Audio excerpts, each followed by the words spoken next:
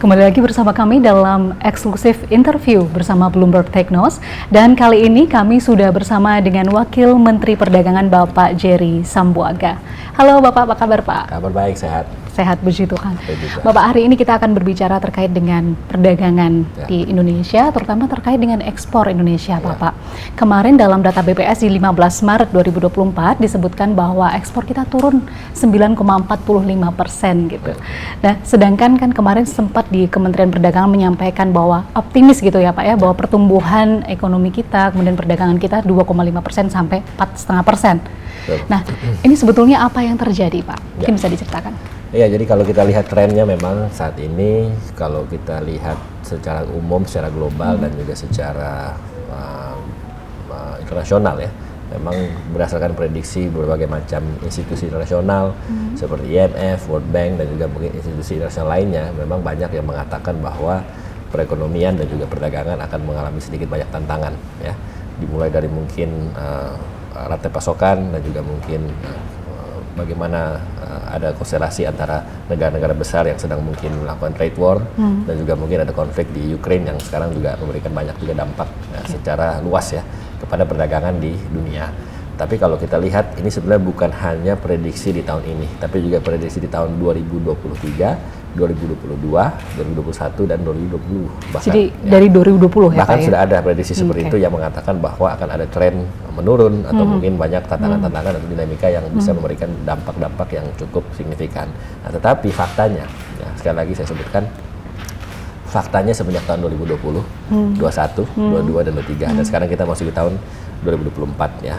Indonesia ya secara yakin dan secara convincing ya bisa dikatakan bahwa kita justru mengalami kenaikan ya, dari sisi contoh saya sebutkan pertama dari sisi neraca perdagangan. Ya. Neraca perdagangan kita surplus ya. Bahkan sudah lebih dari 45 bulan berturut-turut ya sampai dengan sekarang ya kita selalu mengalami surplus yang berkelanjutan dan berkesinambungan dan konsisten ya. 45 bulan, lebih dari 45 bulan berturut-turut ya sampai dengan sekarang ya, selalu surplus yang artinya nilai ekspor kita lebih besar daripada impor kita. Itu satu. Nah, yang kedua ya dari sisi pertumbuhan ekonomi ya, ekonomi growth kita stabil di angka 5%, kisaran 5% ya. Nah, padahal menurut beberapa prediksi dari institusi keuangan internasional ya yang mengatakan bahwa itu akan sedikit menurun, bahkan di tahun-tahun sebelumnya diprediksi seperti itu bahwa kita tidak mengalami itu ya kan, malah kita stabil di angka 5%. Itu yang kedua.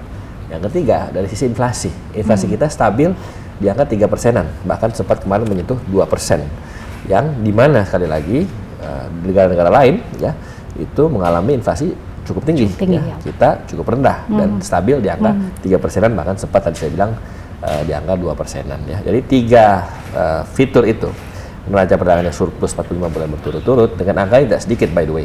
Saya ingat Desember 2022 itu angkanya mencetak rekor tertinggi sepanjang Republik kita berdiri, 54,5 miliar US dollar. Tahun lalu agak sedikit menurun memang di 35 miliar sekian ya. Tahun ini kita harapkan akan naik kembali. Nah, tetapi tetap dalam kondisi yang surplus di mana nilai ekspor kita lebih besar daripada impor kita, yang juga ingin sekaligus memberikan pesan yang jelas dan tegas kepada masyarakat bahwa kondisi perdagangan kita dengan neraca perdagangan yang surplus, ekonomi growth yang stabil, dan juga dengan inflasi yang rendah ya, cukup rendah relatif, itu semakin membuat kita semua ya, dan juga memberikan pesan yang menyejukkan buat kita semua ya, bahwa kondisi perdagangan kita dalam kondisi yang kondusif, yang stabil, yang kita juga yakin dan percaya dan optimis bahwa kedepannya kita akan semakin bisa bermain dengan strategis khususnya dalam perdagangan global. Let's say katakanlah tadi Bapak sudah menyebutkan 3 hal ya Pak yang kemudian disebutkan ada surplus dan sebagainya, kemudian angka ekspor kita sebetulnya lebih tinggi daripada impor kita.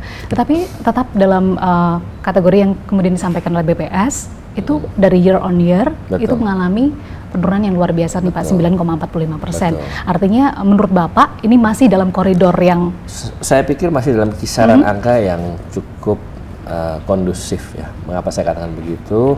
Karena sekali lagi pertama kita mampu memaintain surplus itu walaupun memang ada penurunan. Tapi itu juga diakibatkan dari banyak hal dan juga banyak faktor seperti contohnya ya mungkin harga-harga komoditas yang mungkin agak sedikit menurun yang dijadikan bahkan kita untuk ekspor satu. Kedua, seperti saya bilang tadi, konstelasi politik global di mana mungkin ada salah satu negara yang sedang mengalami konflik yang juga memberikan banyak pengaruh kepada rantai pasokan dan juga availability daripada komoditas ya. Dan ketiga, tidak lupa juga mention bahwa ada trade war antara beberapa negara yang besar yang memang juga memberikan banyak signifikansi kepada perdagangan global. Tetapi di luar itu semua, sekali lagi saya katakan untuk nilai ekspor kita masih dalam kondisi yang saya pikir cukup besar, 230 miliar US dollar sekian per tahun ya, dan juga dengan top 5 komoditas kita mulai dari batu bara, kelapa sawit ya, besi baja, nikel dan seterusnya, elektronik dan juga kayu dan turunannya, itu memastikan bahwa komoditas-komoditas kita tetap bisa memainkan peran yang sangat strategis. Dan bahkan kita sebagai negara eksportir terbesar untuk kelapa sawit CPO yang selama ini juga memberikan banyak sekali ya kontribusi kepada surplus perdagangan dan juga tentunya kepada penghasilan kita dan seterusnya, yang memang juga sekaligus memberikan banyak kejelasan bahwa komoditas-komoditas yang Indonesia miliki itu juga banyak menentukan juga ya, menentukan untuk dinamika perdagangan di tingkat global. Sebagai contoh, sebagai negara eksportir terbesar CPO, itu kan di mana CPO kita banyak dibutuhkan oleh negara-negara yang lain ya, termasuk tidak hanya di Eropa saya pikir, tapi juga di Asia dan juga di Amerika dan juga di banyak penjuru dunia. Itu semakin menunjukkan bahwa sekali lagi kita mampu memainkan peran yang strategis dengan komoditas yang kami punya. Dan belum lagi kita mention soal hilirisasi, Pak. Ini juga penting. Kenapa? Karena hilirisasi ini juga turut serta untuk memberikan banyak masukan dan juga banyak kontribusi. Ini Pak mungkin sedikit di-highlight karena memang banyak masyarakat yang kemudian mempertanyakan apa sih sebetulnya pentingnya hilirisasi yang kemudian kemarin kan banyak sekali digaungkan, apalagi pada saat kampanye kemarin tuh Pak ya, hilirisasi di mana-mana. Mungkin Bapak bisa highlight sedikit. Saya pikir bagus juga ya kalau kita memahami dan juga memastikan konsep atau filosofi di balik apa sih pentingnya hilirisasi. Pertama, kita harus tahu dan juga kita harus mengetahui secara mendalam bahwa hilirisasi itu dari sisi nilai, yaitu memiliki banyak atau memberikan banyak keuntungan. Ya, kenapa? Contoh misalnya soal hilirisasi nikel, ya, sebagaimana juga selalu disampaikan oleh Bapak Presiden, Pak Presiden Joko Widodo selalu menyampaikan kepada kami semua di pemerintah, di lintas kementerian, khusus juga di Kementerian Perdagangan, ya, bahwa yang namanya komoditas itu harus sesuatu yang kita olah, ya, sesuatu yang kita proses di dalam negeri, sesuatu yang kita juga bisa transformasi kepada sebuah produk yang lebih menghasilkan dan jadi, ya kan gitu. Kenapa? Karena ini sudah tidak zamannya lagi kita hanya ekspor raw materials atau produk-produk atau bahan-bahan yang mentah.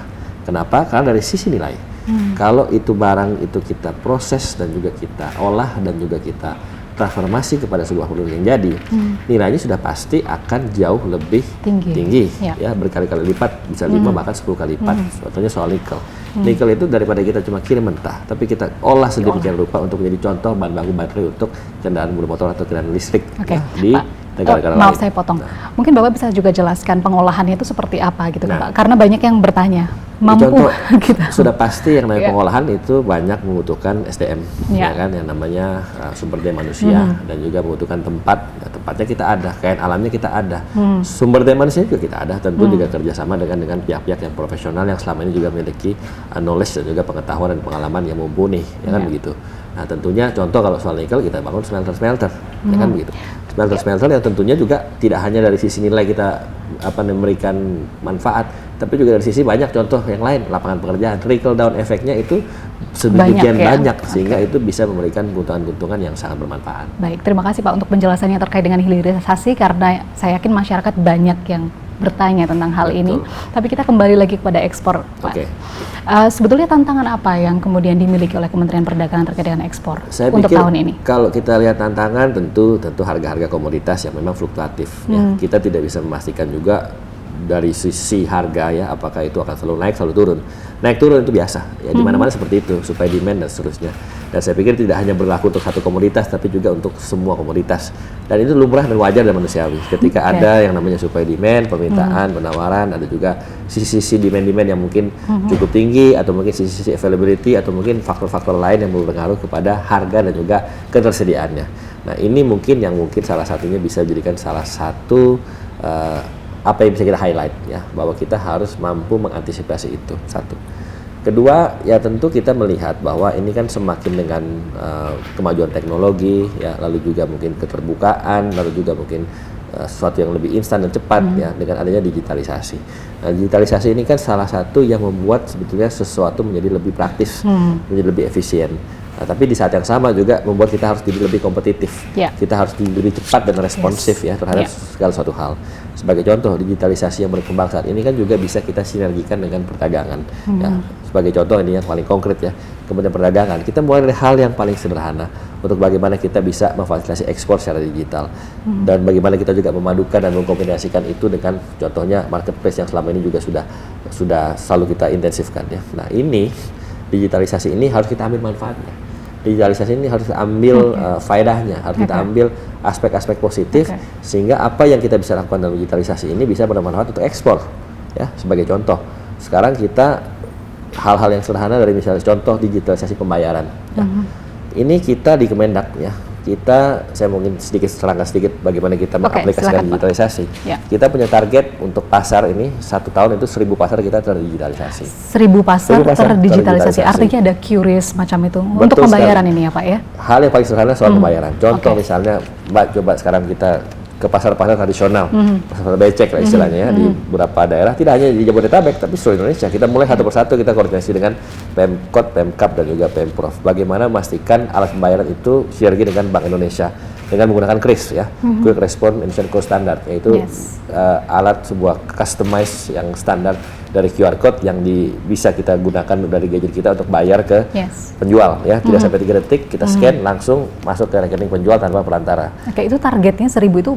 Ya, itu targetnya kita miliki 1000 pasar terdigitalisasi dari sisi yang contoh yang paling sederhana soal pembayaran. Nah, maksud saya katakan begini, itu tidak hanya soal efisiensi, practicality atau soal bagaimana kita mampu memastikan bahwa itu menjadi cepat pembayarannya, bukan soal itu betul. Tetapi di luar itu adalah inklusi keuangan. Kenapa saya katakan inklusi keuangan? Contoh begini, pasar ya, pedagang ayam, tukang jual ayam atau jual daging atau tukang jual bawang putih atau sayur. Ketika misalnya mereka sudah menerapkan pembayaran dengan digital. Tentu selain lebih praktis, tetapi dari sisi cash flow, administrasi keuangan ada yang lebih rapi, betul ya? Karena tercatat ya Pak ya? Tercatat dengan lebih sistematis dan lebih terstruktur kan? Sehingga kalau mereka nanti misalnya mau mengajukan tambahan modal ke bank, ya? Ada catatannya, jadi bisa diajukan catatannya. Lebih teradministrasikan lebih rapi, sehingga kalau bank nanti mau ngasih pinjaman, ini pedagang mau kita, saya loan gitu kan. Ini omsetnya, ini penjualannya, lebih convincing, lebih meyakinkan sehingga bank akan lebih cepat untuk memberikan pinjaman tambahan modal kepada para pedagang. Nah, itu kan hanya salah satu contoh sederhana bagaimana inklusi keuangan itu bisa diterapkan dengan hanya kita melakukan sistem pembayaran digital bersinergi dengan Bank Indonesia melalui KRIS. Itu baru satu yang kita terapkan dalam sistem digitalisasi yang kita terapkan. Belum lagi kalau kita mengintegrasikan dengan marketplace. Ya. Bagaimana barang-barang dagangan itu para pembeli tidak harus atau konsumen tidak harus datang ke pasar misalnya. Tapi masuk ke e-commerce. Masuk ke e-commerce. Ya. Kita sinergikan dengan e-commerce yang selama ini juga bernaung juga bersinergi dengan Kementerian Perdagangan. Ya. Nah, ini contoh sederhana, tetapi simple, sederhana, tetapi akan manfaatnya akan sangat besar ketika itu dilakukan dan dijalankan. Gitu. Amin. Jadi ini salah satu strategi dari Kementerian Perdagangan ya Pak ya? Salah satu strategi. Untuk menaikkan tadi volume perdagangan dan kemudian juga ekspor tentu saja ya Pak ya? Dan sebetulnya boleh saya tambahkan lagi, ada 2 lagi nih. Kalau kita untuk strategi bagaimana dengan ekspor, kita punya namanya Perwadak, Perwakilan Perdagangan di seluruh dunia. Ada sekitar 46 titik ya, ada di ADDAK, atas perdagangan itu perwakilan kita yang ditempatkan di ibu kota, ya ibu kota negara, tujuan. Ada juga ITPC, Indonesia Trade Promotion Center, yang di kota-kota komersial yang non ibu kota. Nah, itu totalnya itu tadi yang saya bilang 46 titik yang juga berfungsi sebagai ujung tombak kita untuk melakukan promosi kepada produk. Satu, produk-produk kita pastinya. Dan kedua, business matching antara produk kita yang mau nanti didapatkan buyer dari sana. Nah, ini adalah salah satu bagaimana kita mengenjot ekspor kita. Dengan kita memastikan mereka maksimal untuk menjadi ujung tombak untuk bisnis matchingkan produk-produk kita yang khususnya ya sekarang kita sedang genjot UMKM itu akan sangat dampaknya luar biasa. Kenapa? Karena sekali lagi selain itu meningkatkan ekspor, ada keberpihakan kepada UMKM dan ketiga promosikan produk kita. Nah, itu konkret ya. Artinya kita sudah lakukan ini tidak hanya dengan para pelaku usaha tapi juga dengan asosiasi, dengan beberapa stakeholder yang selama ini juga mendapatkan banyak sekali manfaat dengan bantuan dengan ADDAK dan juga ITPC kita. Terima kasih untuk Perwadak kita yang selama ini bekerja keras. Dan juga yang berikutnya soal perjanjian dagang, Pak. Kita punya per hari ini kita punya 38 perjanjian dagang seluruh dunia ya, yang sudah dalam tahap implementasi ya maupun juga dalam tahap ratifikasi yang manfaatnya sangat besar. Nah, ini kita mungkin sesi khusus kalau kita ngomong soal ini. Karena Bapak sudah menyebutkan, ini boleh kita kemudian lanjutkan ya Pak ya soal Ya. itu. Tadi Bapak sudah menyebutkan ada 46 negara yang ada perwakilan perdagangan di situ. Tapi juga kami ingin mempertanyakan terkait dengan bagaimana dengan mitra tradisional. Mungkin kan ada beberapa negara yang sudah menjadi mitra tradisional kita ya, mungkin Amerika Serikat, India begitu. Bagaimana prospek perdagangan yang masih bisa dilakukan terhadap mereka ini Pak? Kita tidak akan pernah meninggalkan mitra-mitra tradisional ya. Karena mereka adalah mitra strategis kita seperti Amerika Serikat. By the way, dengan Amerika Serikat kita surplus loh. Perdagangan kita tidak defisit. Amerika negara besar, populasi lebih besar dari kita, tapi kita mampu memaintain perdagangan yang surplus dengan Amerika Serikat ya. Tentunya dengan kerja keras semua pihak. Nah, itu adalah semua itikat atau kiat-kiat atau kegiatan yang kita lakukan yang selama ini sudah kita lakukan dengan mitra-mitra strategis seperti Amerika Serikat, Tiongkok dan lain-lain. Tetapi di luar itu, di luar mitra-mitra yang tradisional, non-tradisional, kita juga sedang mengembangkan dan eksplorasi kerjasama dan juga kegiatan dagang dengan yang pasar-pasar non tradisional. Contoh apa ini, seperti Pak? apa? Ya kan? Contoh di negara-negara Amerika Latin, ya negara-negara seperti Chile, ya yang kita sudah ada SEPA by the way dengan Chile ya, yang berapa kali saya dengan teman-teman di Kemendak juga menginisiasi ini, itu memastikan bahwa ada perdagangan dalam bentuk Comprehensive Economic Partnership Agreement yang kita lakukan dengan Chile, itu sangat membuka banyak potensi. Tidak hanya soal kita dagang secara bilateral, kenapa? Karena Chile itu kita bisa jadikan sebagai hub dengan negara-negara sekitar Amerika Latin untuk kita juga mengekspansi ke negara-negara lain di Amerika Latin. Karena Amerika Latin itu kan besar. Jadi misalkan bisa dijadikan doorship seperti itu ya Pak ya? Salah satunya seperti itu. Salah satunya bisa dijadikan salah satu stepping stone dan juga mungkin tempat untuk hub untuk bisa ke negara-negara lain yang sedang kita kembangkan juga. Dan juga tidak lupa kita kan juga banyak kerjasama secara regional dengan banyak pihak, salah satunya dengan Mercosur misalnya. Itu kan salah satu himpunan negara-negara Amerika Latin yang selama ini juga kita eksplorasi. Lalu di luar Amerika Latin kita punya dengan negara-negara Timur Tengah. Pak Menteri dan juga mungkin jajaran dan semuanya selama ini juga intensif melakukan komunikasi koordinasi terkait dengan bagaimana kita mengembangkan SEPA ya, bagaimana kita mengembangkan FTA dan juga PTA dengan negara-negara Timur Tengah ya, bahkan dengan Emirat Arab berapa kali kita juga mendampingi Bapak Presiden untuk memastikan bahwa kerjasamanya itu konkret ya dalam wujud-wujud yang lebih spesifik lagi yang tentunya tidak hanya meningkatkan perdagangan tapi juga investasi. Jadi artinya ini semua kita kembangkan dari semua sektor tradisional, non tradisional dan juga tadi perjanjian dagang ini 38 perjanjian dagang kita bisa ngomongin seharian ini. Sebentar lagi kita akan masuk ke perjanjian dagang Pak. Tapi saya mau tanya dulu Pak, ini kan yang negara sebetulnya non tradisional itu ada sekitar 100 lebih negara ya Pak ya. Prospek apa Pak kira-kira yang bisa kemudian dikembangkan misalkan ekspor apa CVOK atau apakah yang lain mungkin nikel? Saya pikir luar biasa. Kalau kita lihat dari top 5 komunitas kita, CPO, coal, besi baja, nikel, elektronik, kayu, dan lain-lain, itu kan sesuatu yang sudah kita jalankan selama ini, ya kan? Dan juga sudah kita terapkan dengan negara-negara mitra kita yang tradisional. Nah, yang tradisional kita juga coba masukkan komunitas-komunitas itu. Tetapi di luar itu, di luar komunitas-komunitas yang tradisional, kita seperti juga arahan Bapak Presiden kan mencoba mengekspor barang-barang yang jadi. Produk-produk yang jadi. Kembali lagi ke hilirisasi tadi ya Pak? Hilirisasi. Artinya produk-produk yang kalau kita jual, kita kirim itu sudah bernilai berkali-kali lipat lebih tinggi. Konkretnya apa Pak yang sekarang sudah dikerjakan contoh dengan misalnya, tradisional? Barang-barang furniture itu kan barang-barang bukan barang-barang mentah. Ya kan? Dari kayu kita olah, kita bikin, kita proses, kita kerjain. Nah kita kirim, kita ekspor dalam produk-produk jadi yang dijual dan harganya mungkin 5 kali lipat lebih tinggi daripada kita ekspor kayu. Contoh satu. Ya. Kedua misalnya tadi baterai untuk kendaraan berlistrik, untuk electric vehicles itu kan kalau kita kirim nikelnya bagus tinggi, tapi kalau kita kirim itu dalam bentuk sebuah yang sudah jadi yang digunakan untuk kendaraan listrik yang banyak juga digunakan di Eropa by the way, yang mereka sedang menaikkan keberpihakan kepada mobil listrik dan kendaraan listrik. Nah itu pasti dibutuhkan dan hampir semua dibutuhkan dan mungkin by 2035 atau 2045 hampir semua negara juga akan menerapkan kendaraan listrik dan juga sesuatu yang mengurangi emisi. Nah ini di mana bisa kita dapatkan? Dengan kita mengirim barang-barang yang sudah jadi, yang sudah kita olah, yang sudah kita proses dengan salah satu contoh tadi hilirisasi. Gitu. Kalau yang sudah terlaksana sekarang Pak, yang tadi mengirimkan barang yang non tradisional kepada mitra non tradisional, apa kemudian barang? Contoh misalnya dengan Chile, ya. Contoh misalnya dengan negara Timur Tengah, itu kita mengirim pakaian-pakaian jadi, produk olahan makanan, produk olahan makanan, snack ringan. Snack ringan juga. Snack ringan kita kirim ke Amerika, ke Thailand, ke Kamboja, ke semuanya kita kirim. Nggak usah jauh-jauh.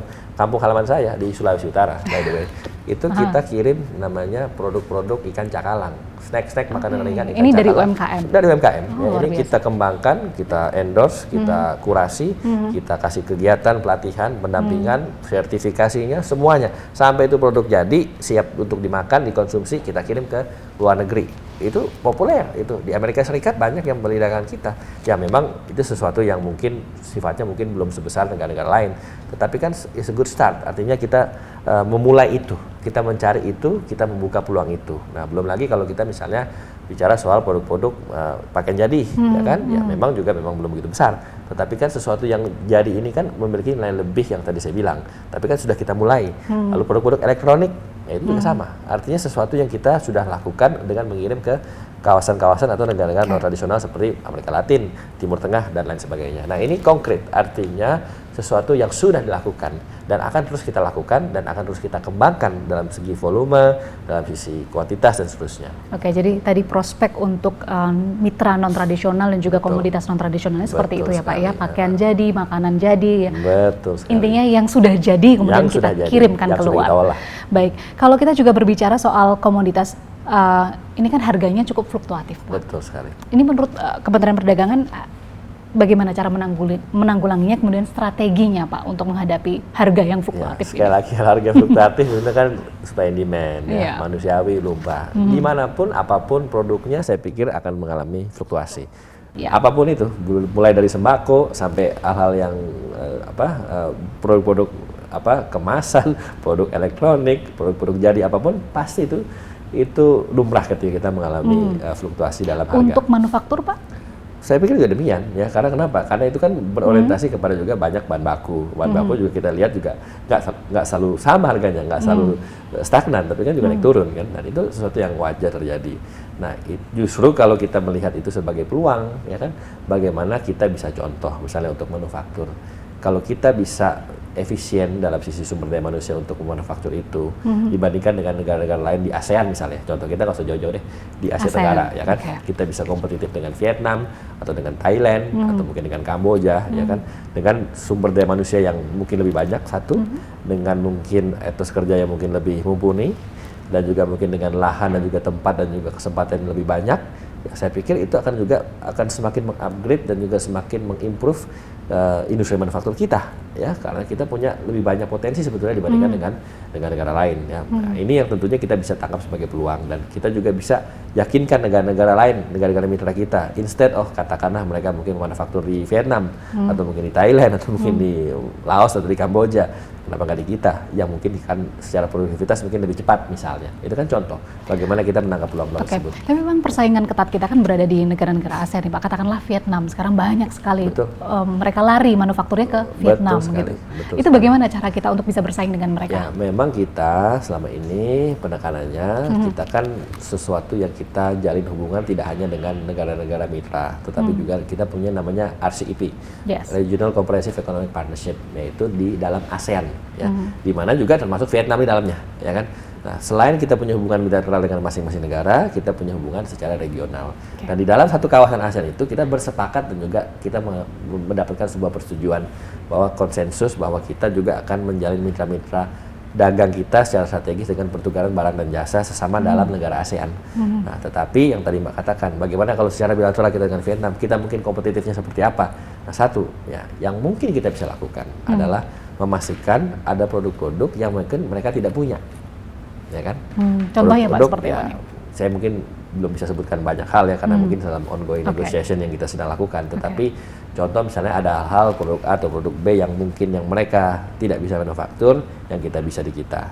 Ya contoh aja lah mungkin saya sebut ya. Kalau dalam pengolahan besi dan baja, saya yakin dan percaya bahwa kita akan lebih kompetitif dari jadi kita Vietnam. lebih leading gitu ya Pak. Kita akan leading dari Vietnam. Kita punya sumber dayanya, kita punya kapasitas itu, dan kita punya human resources-nya. Nah, itu yang selama ini mungkin kita bisa tunjukkan kepada negara-negara mitra kita di luar ASEAN ya, mungkin untuk bisa coba salah satu yang appealing atau salah satu yang atraktif adalah di Indonesia. Ya kan? Apalagi tadi digitalisasi. Kita punya yang namanya sekarang industri-industri kreatif. Contoh ya game online. Ya, game online ini kan salah satu yang kita lagi sedang kembangkan. kita kerjasama dengan kementerian lain, dengan Parekraf dan kawan-kawan yang lain, juga dengan stakeholder dan juga pelaku, bagaimana kita memastikan contohnya industri ini bisa berkembang. Ini terasa sederhana, Mbak, tapi itu juga memberikan manfaat. Ya, contoh kalau Mbak main game, download di gadget, download di komputer, Mbak download gratis, betul ya? Tapi begitu Mbak main, ada beberapa fitur yang harus bayar. Nah, satu fitur bayar itu mungkin harganya murah, $1. Sebenarnya kan nggak gratis Pak, karena byte-nya kan berjalan. Nah, justru itu. Nah, tetapi ini saya sampaikan komersialisasi atau utilisasi dari itu yang bisa berkontribusi kepada pendapatan dan penghasilan kita. Yang tadi $1 itu kalau Mbak klik, kalau Mbak download itu harganya 15.000, ya kan? Kalau yang download ada 1 juta orang atau 100 juta orang, itu luar biasa. Saya berkaca dari Korea Selatan. Korea Selatan itu mengembangkan game online-nya itu hampir 15 juta US.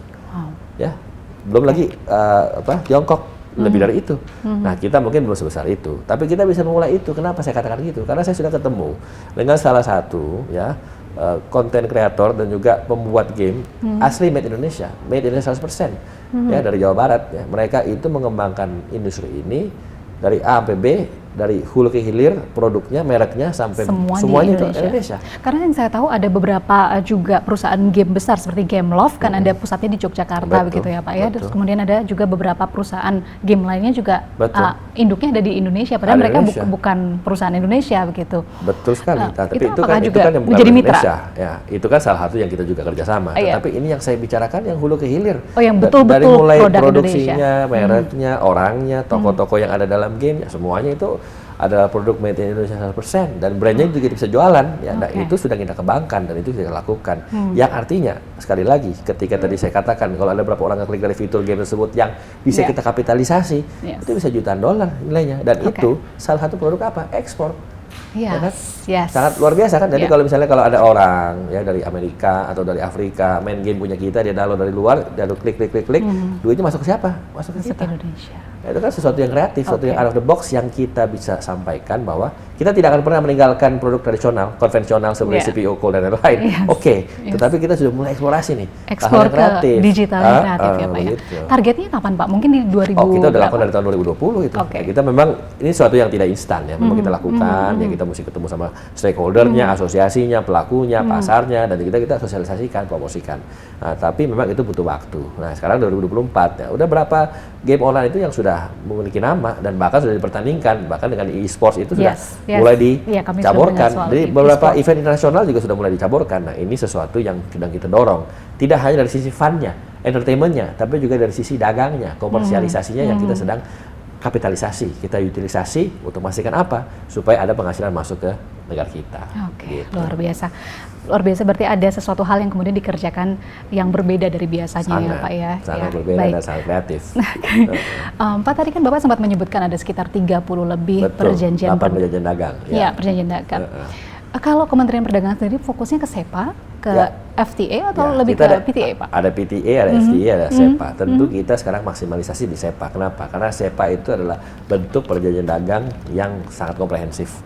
Tidak hanya kerjasama untuk goods dan juga services, tapi juga bahkan sampai investasi dan seterusnya. Bahkan sampai juga kerjasama tarif. Ya, tidak hanya cuma terpaku dalam satu segmen dan satu titik. Nah, SEPA yang kita punya ini luar biasa, Mbak. Comprehensive Economic Partnership Agreement ini sangat mencakup semua hal dan ada di 5 benua. Mbak sebut di Asia ada, Afrika ada, Eropa, Australia, dan Amerika. Artinya merepresentasikan kekuatan dunia dan juga perdagangan dunia yang kita miliki dengan perjanjian dagang yang kita sedang lakukan dengan mitra-mitra kita. Dan manfaatnya luar biasa. Contoh, saya nggak usah bicara 38 karena waktunya akan cukup sini. Saya sebut satu saja. Kita punya Indonesia-Australia SEPA. Ya. Indonesia-Australia Comprehensive Economic Partnership Agreement, ya kan? Nah, apa sih manfaatnya itu? Banyak. Saya nggak akan kupas satu persatu. Saya fokus satu saja. Soal tarif, ya. Biaya tarif masuk, ya kan? Hampir mencapai 7.000 produk, 6.900 sekian produk kita masuk ke Australia itu gratis. Bebas tarif.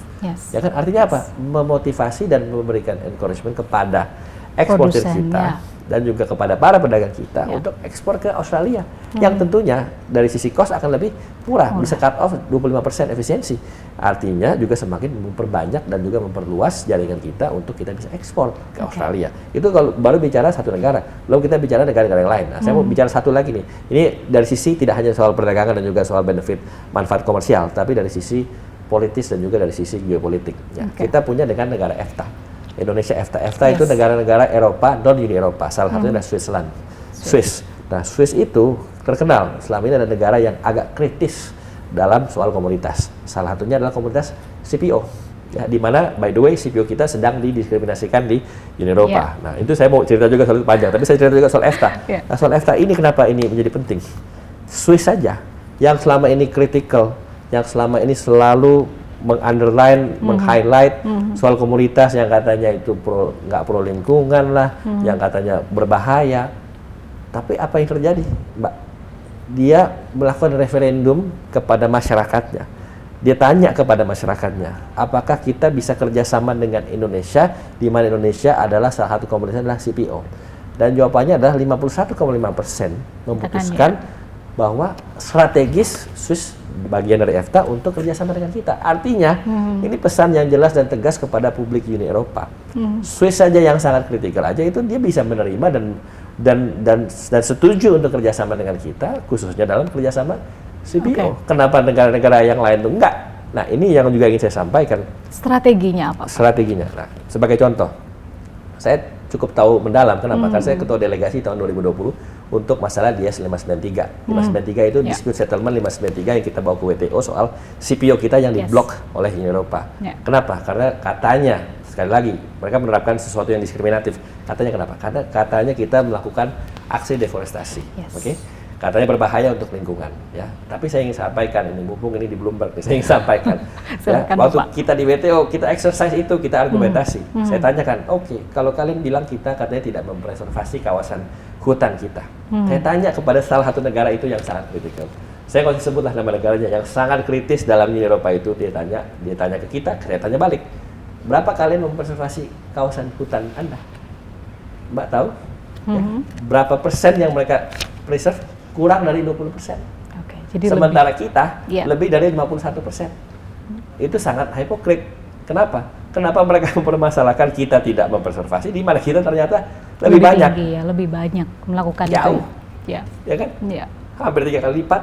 Ya kan? Kenapa mereka malah bermasalah? Jadi ternyata bukan soal lingkungan, soal kompetisi. Kenapa? Karena CPO kita, ya, ternyata CPO kita jauh lebih praktis, efisien, dan secara harga lebih kompetitif.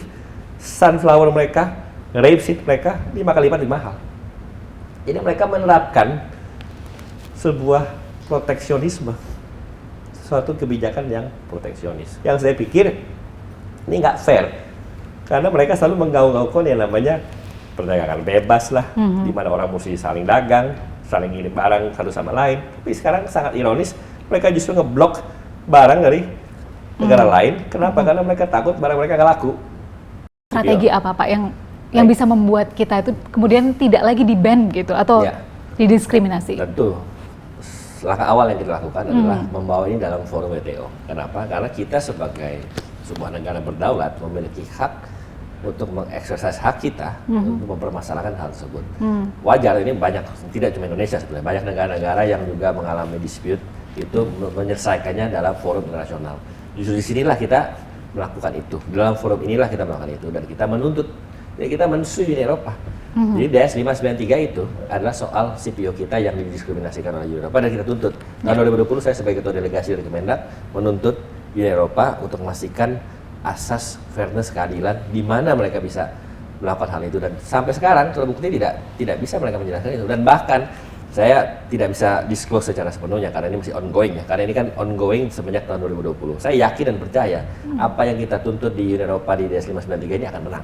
Saya yakin karena argumentasi yang kami bangun, yang kami sampaikan itu sangat rasional, ya, tidak bias, ya, dan tentunya mempertanyakan apa yang mereka lakukan selama ini. Dan bahkan ini saya akan kupas lebih lanjut lagi.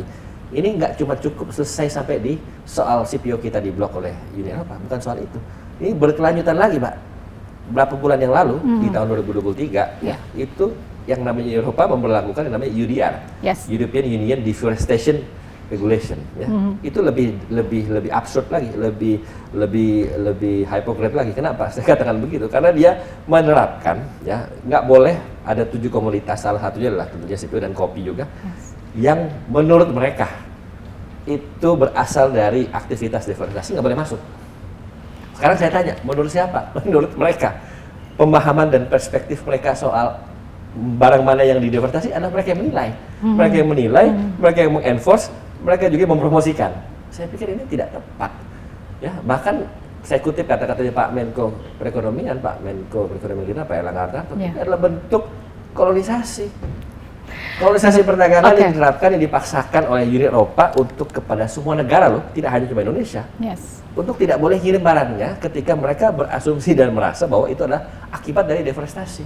Yang ini harus kita pertanyakan, apa parameter, apa definisi melakukan aksi deforestasi, di mana sebetulnya, secara jujur yang saya katakan, apakah mereka punya lahan? Makanya tadi kebukti salah satu negara itu juga less than 20%. Kenapa? Karena memang lahannya udah nggak ada. Nah, mereka mencoba menerapkan di negara-negara kayak kita yang lahannya masih banyak.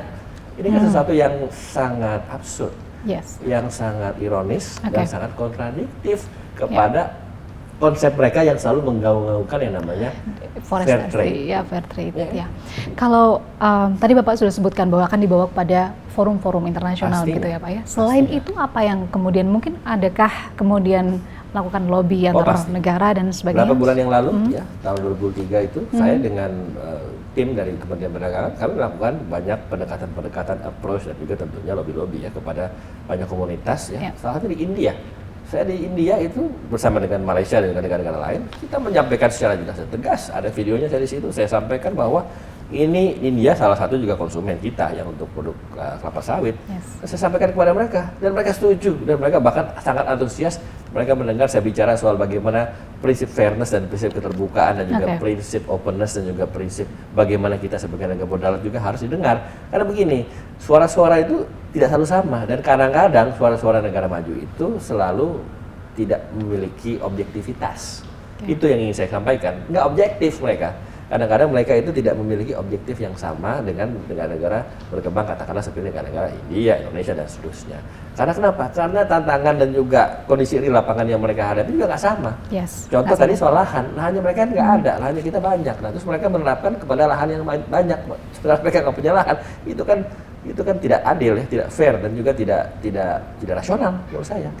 Kalau terkait dengan kualitas sendiri Pak CPO, tentu kan banyak negara yang sudah mengakui kualitas dari CPO Indonesia sebetulnya. Tetapi kan ini barangnya saat ini di-ban gitu ya oleh Uni Eropa, katakanlah seperti itu ya, didiskriminasi baik.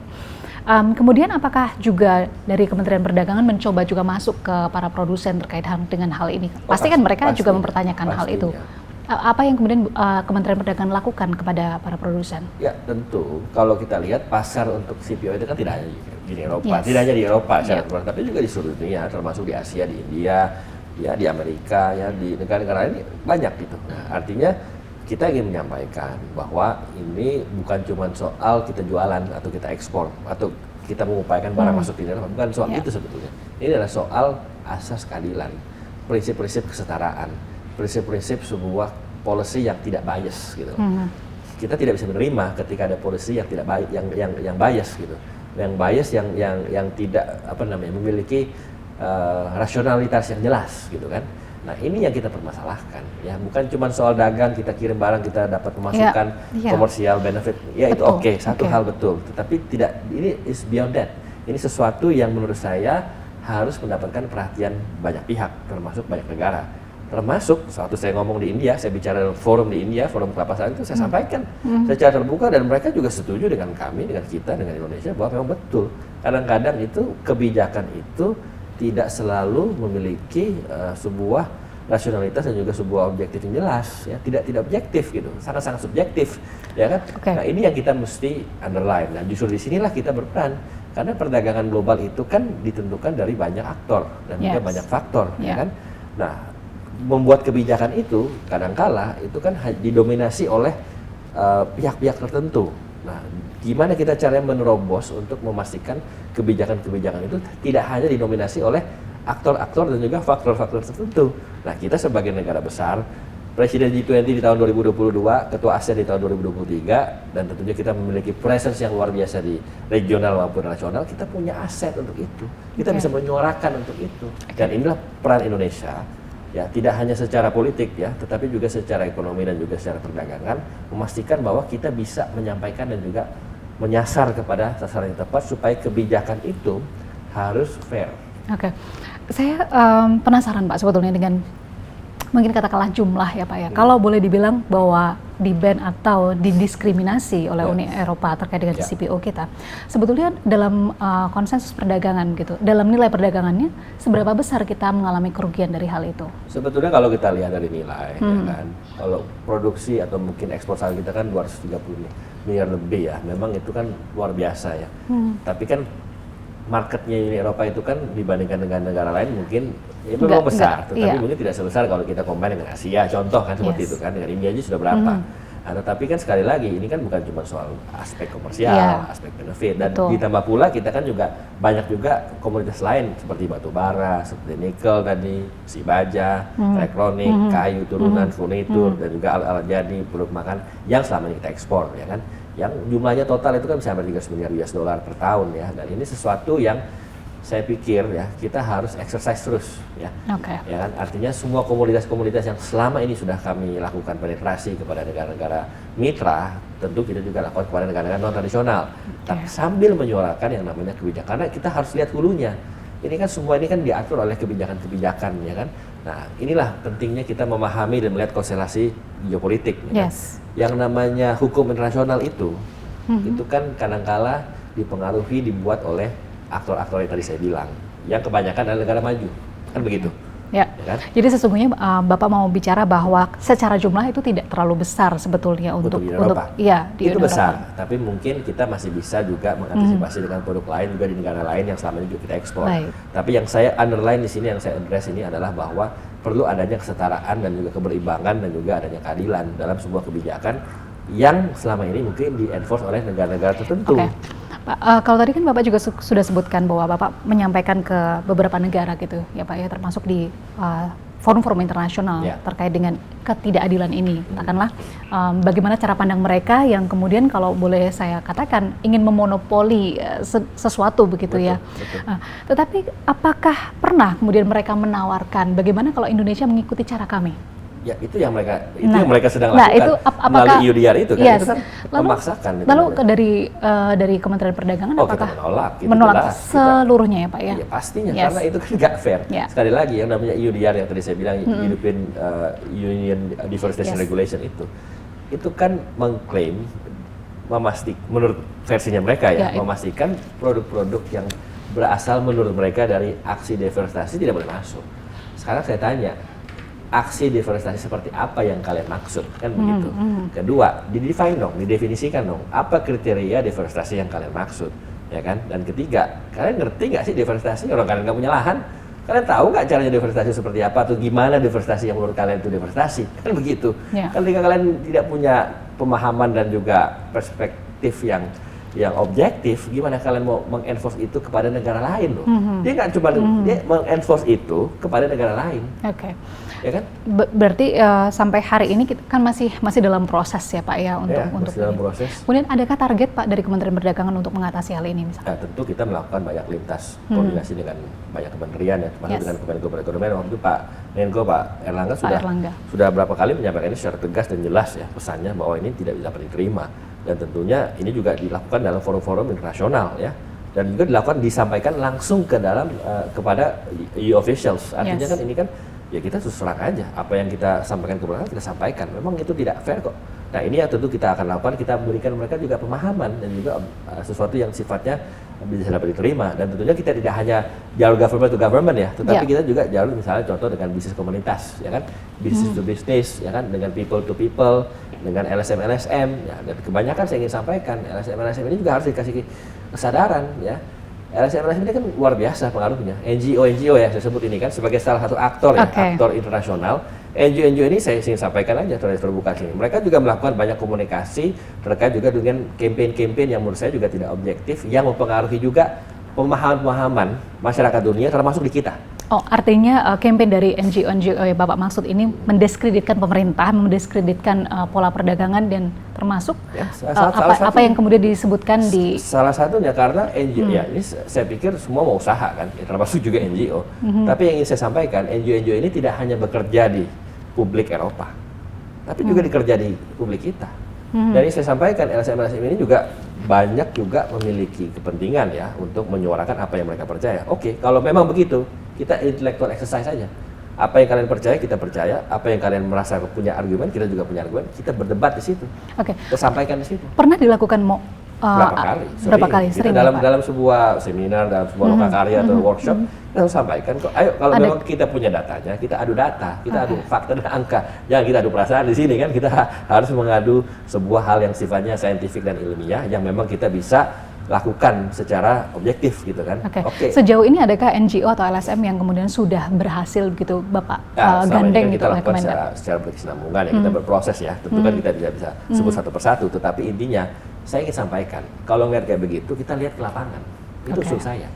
Oke, lihat lahan sawit, lihat CPO di mana? Oke, di Sumatera kah, di Kalimantan kah? Ayo kita cek sama-sama.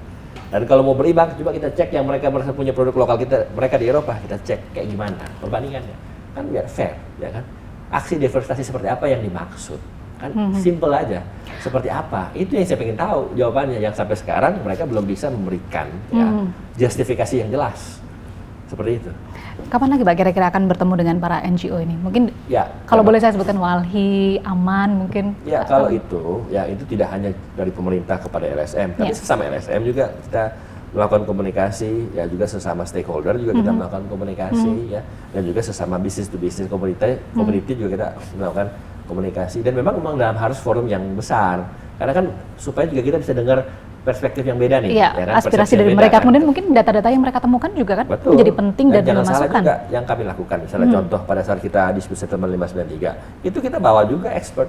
Jadi nggak kita cuma dari sisi hukum, nggak cuma dari sisi aspek legalnya, tapi kita dari sisi expert CPO kita bawa dari kampus, dari universitas, dari macam-macam. Artinya kita mendapatkan banyak sekali masukan-masukan dan juga banyak sekali penjelasan, ya, sehingga kita mampu juga melihat secara lebih luas dan komprehensif ketika kita harus berbicara dan kita harus beradu data dan argumen dengan LSM kah, atau dengan pemerintah sana kah, atau dengan bisnis official sana dan seterusnya. Artinya ini menjadi salah satu masukan yang memang kita harus address. Nah inilah contoh konkret Mbak, bagaimana politik perdagangan atau perdagangan global. Ya. Arahan Bapak Presiden kan jelas kepada kita. Kalau misalnya kita dipermasalahkan, hadapi. Kalau kita dipermasalahkan, ayo kita siapkan tim hukum terbaik. Kita dituntut, kita lawan. Contoh soal nikel, kita kan juga diisu oleh Eropa, kita lawan, ya kan? Artinya selama kita yakin dan percaya dengan apa yang kita punya dan apa yang kita miliki itu valid dan itu melindungi national interest kita, kepentingan Republik Indonesia, fight. Itu yang ingin saya sampaikan. Kita harus fight untuk kepentingan nasional kita, untuk kepentingan merah putih, untuk kepentingan Indonesia. Karena inilah di sini kita juga ada kontestasi dalam sebuah perdagangan global. Perdagangan global nggak cuma ekspor impor, tapi ada soal bagaimana memaksa peraturan yang nggak adil, memaksa sebuah klaim-klaim yang nggak valid. Nah, disitulah kita fight. Di situ pentingnya kemudian perdagangan itu mengadres semua ini. Jadi juga nanti akan menggandeng NGO dan LSM ya Pak ya, supaya juga membuat campaign-campaign yang baik di dunia internasional. Pak, tadi sangat menarik perbincangan kita terkait dengan CPO, tetapi kita akan beralih Pak, topiknya saat ini tadi Bapak sudah sebutkan di awal sebetulnya soal e-commerce Pak. E-commerce lebih seru lagi. Soal e-commerce, karena kan hari-hari ini semua orang pakai e-commerce Pak. Saya juga pengguna e-commerce banget gitu. Kadang suka malas ke pasar ya, tinggal klik-klik saja sudah sampai gitu. Tapi yang kemudian ingin kita bicarakan adalah terkait dengan sistemnya Pak. Beberapa waktu yang lalu TikTok mengakuisisi Tokopedia 1,5 miliar dolar Amerika Serikat ya Pak ya, 75% kepemilikan saham pengendali begitu ya Pak. Wah kayaknya udah gak sabar ya Pak. Sebetulnya bagaimana peran dari Kementerian Perdagangan untuk mengatasi juga bagaimana perang dagang di antara e-commerce ini? Karena kan banyak orang juga mengkhawatirkan begini Pak, kalau TikTok merger sama Tokopedia nanti menimbulkan monopoli perdagangan, bagaimana? Jadi begini, kalau soal TikTok nih memang panjang kita bicaranya. TikTok ini kan dulu sebelum gini ngomongin soal bagaimana mereka berjuang Tokopedia ya. Sempat heboh tuh beberapa waktu yang lalu bahwa TikTok jualan melalui TikTok Shop. Yes. Ya kan? Iya, betul. Gitu kan? Dan kita larang.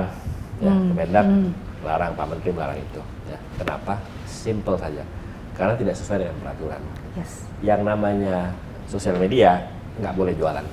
Sesimpel itu. Sesederhana itu. Ini bukan soal ada faktor like, dislike atau apa, nggak ada. Itu soal media sosial Tidak diperuntukkan untuk perdagangan. Jualan. Oke. Nah, itu satu. Oke. Dan kedua adalah semangatnya UMKM nih. Kita melindungi, kita mensupport, kita memastikan UMKM kita jalan, bisa berkompetisi dengan harga yang fair, dengan harga yang wajar. Dan ketiga, jangan sampai ada peraturan yang dilanggar terkait dengan selain dari soal jualan, tapi juga soal impor. Kan begitu. Kenapa saya katakan begitu? Ya, karena begini, TikTok itu sempat melakukan ya impor, ya kan, yang tidak sesuai dengan prosedur, dengan langsung menggunakan platform itu dia melakukan importasi.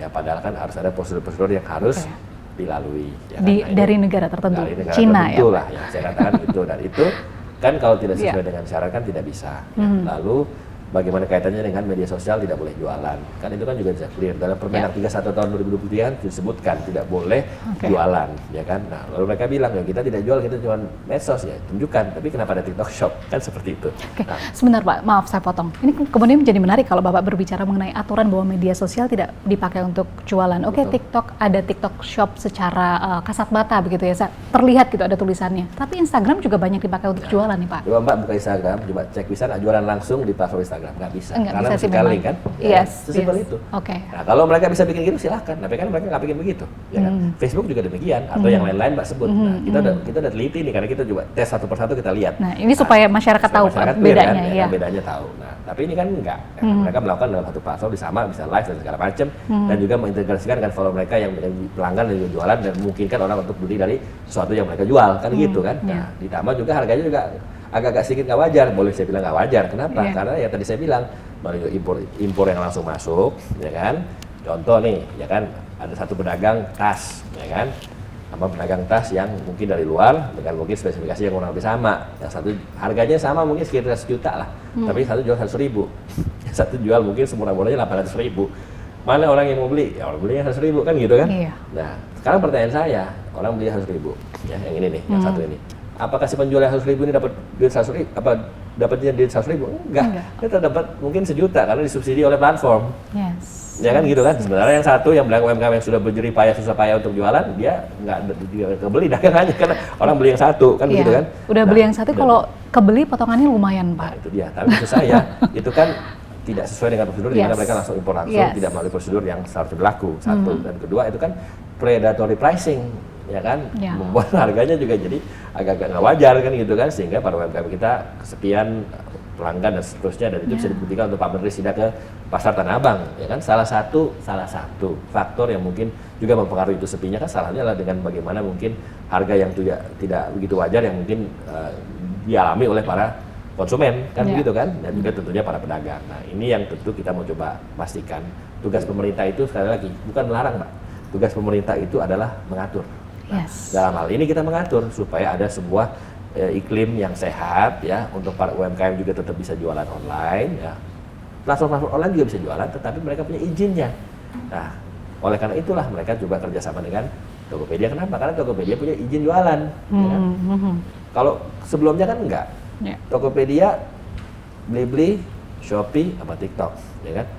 Nah, TikTok nggak punya izin jualan.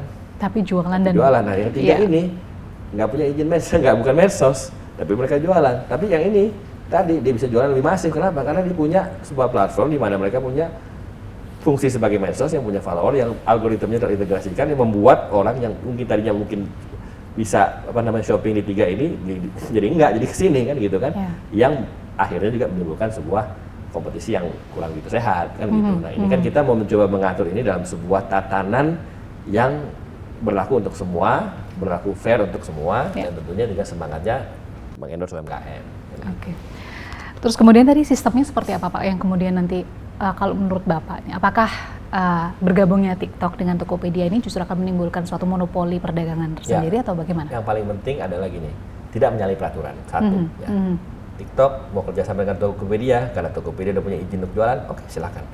Tapi tentu itu berproses nih kan, nggak secepat begitu kan. Tapi kan ada proses migrasi yang mungkin mesti harus dilakukan, misalnya dari sisi payment, sisi platformnya seperti apa, lalu bagaimana tampilannya, sangat teknis lah itu. Tetapi maksud saya itu tidak boleh menyalahi peraturan, itu satu.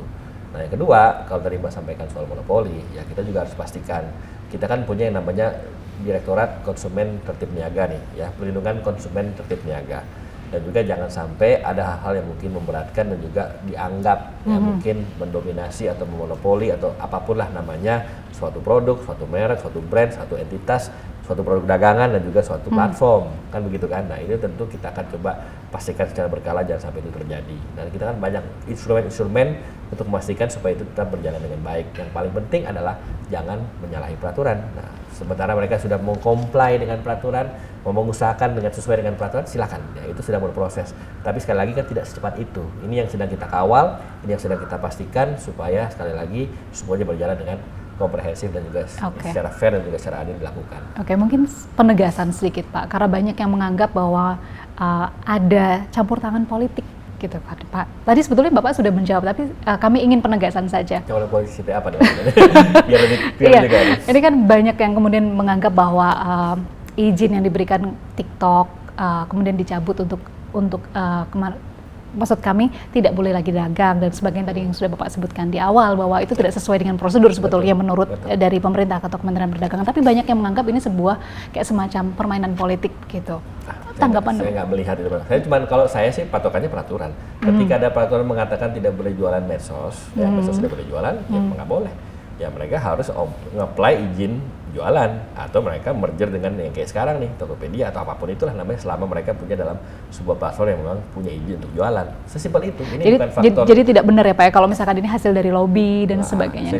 Saya nggak lihat ada faktor-faktor begitu. Yang saya lihat pijakan saya jelas. Kita crystal clear di sini, cuman peraturan. Ketika peraturan menyebutkan bahwa itu tidak boleh, ya tidak boleh. Nah, ketika peraturan menyebutkan itu boleh, ya boleh. Nah, sekarang ini masalahnya peraturan menyebutkan tidak boleh. Ya udah, mereka harus mengikuti itu, tidak boleh. Nah, atau mereka mencoba untuk memastikan cara-cara yang sesuai dengan peraturan tanpa melanggar. Misalnya contoh dengan tadi misalnya ya, merger dengan salah satu platform. Kan itu kan tidak dilarang ya. Yang penting mereka mengemas itu dan juga memastikan mengcomply dengan peraturan yang ada di dalam Republik kita ini, yaitu salah satunya adalah yang tadi saya bilang Permendak 31 nomor tahun 2023 ya kan, itu yang memastikan bahwa yang namanya medsos memang nggak boleh jualan. Tidak boleh berjualan. Gitu. Oke, baik. Pak, tadi kita sudah berbicara soal e-commerce, kita juga masih akan berbicara terkait yang digital, Pak. Oke. Tapi digital dan kemudian komoditas yang sedang hype, sedang banyak digandrungi, kripto, Pak. Oke.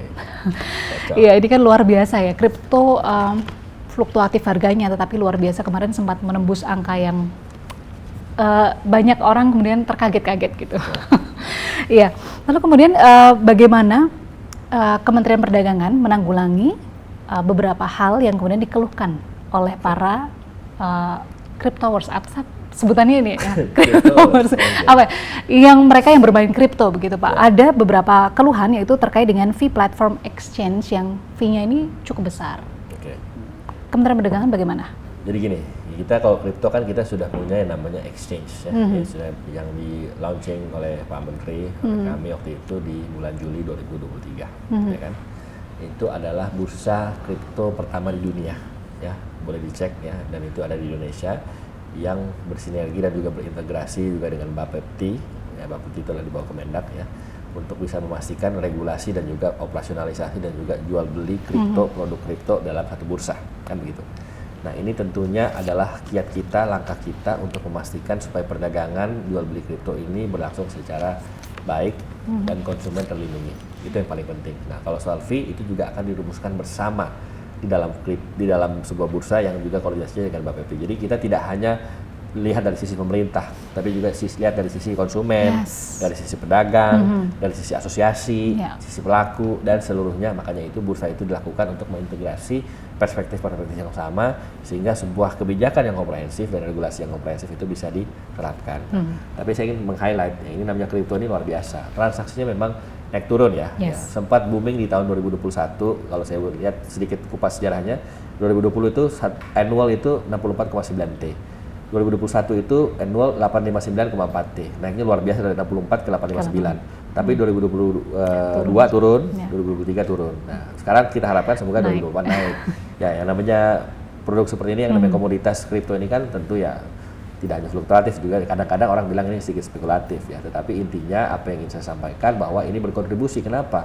Karena sekarang udah hampir lebih dari 15 juta kali pelanggan atau mungkin investor yang jual beli aset fisik kripto. Lebih dari 30-an kali sekarang yang punya exchanger atau trader untuk jual beli yang sekarang tergabung dalam bursa. Nah artinya ini semua dipastikan ya ini akan menjadi sebuah industri yang besar, apalagi udah ada 0,1% PPH dan seterusnya dan PPN dan seterusnya yang juga tentunya diterapkan oleh Kementerian Keuangan. Nah, ini tentunya semua adalah sebuah kondisi ya yang sangat menurut saya ini menjadi salah satu produk-produk yang inovatif ya dan bisa dijadikan produk ekspor juga, Mbak. Kenapa? Karena dari sekian token yang diakui oleh Bapepti ya itu 10% itu adalah produk-produk lokal kita ya. Nah, produk lokal kita adalah token-token lokal kita yang saya pikir sangat memberikan banyak manfaat ya. Kalau kita punya token lokal kita dibeli oleh orang di luar, di Amerika dan seterusnya, itu kan sangat bangga. Selain juga untuk soal promosi, tapi juga soal komersialisasinya, aspek benefit dari utilisasi yang kita kembangkan dalam sebuah produk. Nah, itu juga bisa masuk dalam sekali lagi kontribusi untuk neraca perdagangan kita yang surplus karena kan produk-produk lokal made in Indonesia 100% yang memang belum banyak tuh, tapi kan sudah ada yang mulai ya 10% kurang lebih dari token yang diakui oleh Bapepti. Nah, ini saya pikir sesuatu yang perlu kita eksplorasi lagi ya, token-token ini. Ini dia Pak yang kemudian menjadi core pertanyaan dari kripto, bahwa bagaimana nanti Kementerian Perdagangan mengatur hal-hal yang tadi sudah saya sebutkan, misalkan ada fee ini yang dikeluhkan oleh para investor ini. Kapan kemudian misalkan apakah Kemendak sudah punya target untuk itu? Betul. Kalau yang namanya aspirasi dari semua itu kita tampung, kita dengar. Makanya ada bursa kan. Nah, tentu tadi bilang fee-nya memberatkan. Oke, berapa idealnya? Kan gitu. Oke, kita coba diskusi sama-sama. Kita duduk sama-sama. Ini sudah dilakukan atau pasti dilakukan? Itu setiap kali kita mendapatkan aspirasi dari masyarakat. Bahkan sebelum bursa itu ada di launching di Juli 2023, kita di Bapepti itu kerjaannya kita kan punya call center, kita punya customer service dan seterusnya.